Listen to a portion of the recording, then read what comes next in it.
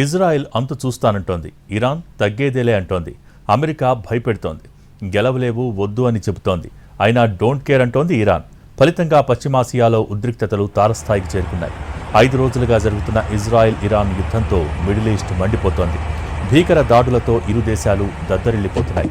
ఇరు దేశాల మధ్య బాంబుల మోతతో హీటెక్కుతోంది. ఎప్పుడు ఎటువైపు నుంచి బాంబులు వచ్చి తమ మీద పడతాయోనని ప్రజలు భయపడుతున్నారు. 2 వైపుల నుంచి దాడులు జరుగుతుండటంతో భారీ స్థాయిలో నష్టం జరుగుతోంది. సాధారణ ప్రజలు ప్రాణాలు కోల్పోతున్నారు. ఇప్పటివరకు 224 మంది ఇరాన్ పౌరులు, 24 మంది ఇజ్రాయెల్ పౌరులు చనిపోయారు. ఈ సమయంలో 2 దేశాల మధ్య ఉద్రిక్తతల మధ్య 3వ ప్రపంచ యుద్ధానికి దారితీస్తాయా అనే చర్చ నడుస్తోంది. ఇజ్రాయెల్ ఇరాన్ యుద్ధం పీక్స్కు చేరుకుంది. 5 రోజుల పాటు అణుస్థావరాలు, కీలక ప్రాంతాలే లక్ష్యంగా టెల్ అవీవ్ విరుచుకుపడుతోంది. పశ్చిమ ఇరాన్ ప్రాంతంలో ఫైటర్ జెట్లతో బాంబుల మోత మోగిస్తోంది. ఇజ్రాయెల్ దాడులతో ఇరాన్ షేక్ అవుతోంది. అయినా వెనక్కి తగ్గేదేలే అంటోంది. ప్రధాన నగరాలే టార్గెట్గా క్షిపణి దాడులు ప్రయోగిస్తోంది ఇజ్రాయెల్. ఇరాన్కు చెందిన కీలక సైన్యాధికారులు, అణు శాస్త్రవేత్తలు మృతి చెందారు.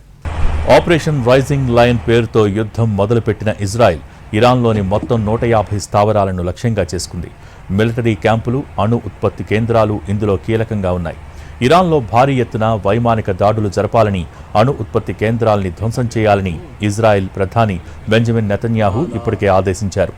ఇప్పటికే నటాంజ్, ఇస్ఫహాన్ స్థావరాలపై జరిపిన దాడుల్లో టాప్ మిలిటరీ కమాండర్స్తో పాటు 9 మంది న్యూక్లియర్ సైంటిస్టులు మరణించారు. ఇజ్రాయెల్ ఇరాన్ యుద్ధం తీవ్రమవుతున్న సమయంలో పశ్చిమాసియా దేశాలు కీలక నిర్ణయం తీసుకున్నాయి. పశ్చిమాసియాలోని పలు దేశాల్లో గగనతలాలపై ఆంక్షలు విధించాయి. ఇజ్రాయెల్ భారీ క్షిపణి దాడులకు పాల్పడుతూ ఉండడంతో ఇరాన్ తమ గగనతలాన్ని పూర్తిగా మూసివేసింది. లెబనాన్, జోర్డాన్, ఇరాక్లోనూ విమానాల రాకపోకలు నిలిచిపోయాయి. పశ్చిమాసియాల వ్యాప్తంగా ఎయిర్పోర్టులు మూతపట్టడంతో వేలాది మంది ప్రయాణికులు అక్కడే చిక్కుకోవడంతో తీవ్రంగా ఇబ్బందులు పడుతున్నారు.